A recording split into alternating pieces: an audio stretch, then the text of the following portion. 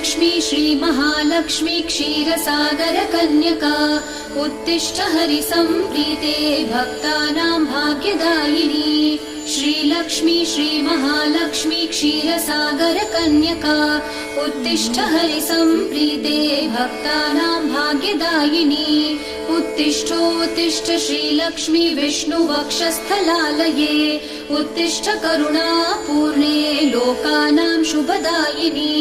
उत्तिष्ठोत्तिष्ठ श्रीलक्ष्मी विष्णुवक्षस्थलालये उत्तिष्ठ करुणापूर्णे लोकानां शुभदायिनी।